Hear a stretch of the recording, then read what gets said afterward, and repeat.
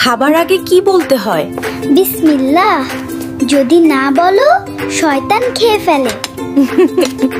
বাবা, ঘুমানোর আগে কোন দোয়া পড়তে হয়?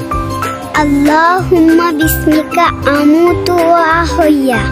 তুমি মিথ্যা বলেছিলে কেন? এটা একটা ভুল ছিল, আমি আর কখনো মিথ্যা বলবো না।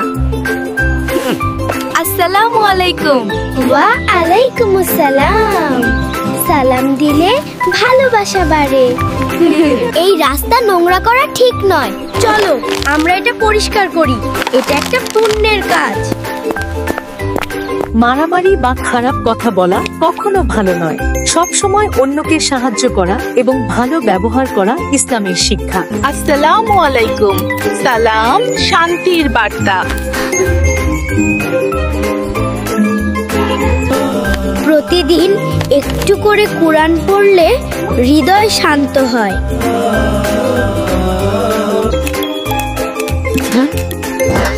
দান করলে বরকত বাড়ে। নামাজ পড়লে মন শান্ত থাকে। চল সবাই নামাজ পড়ি।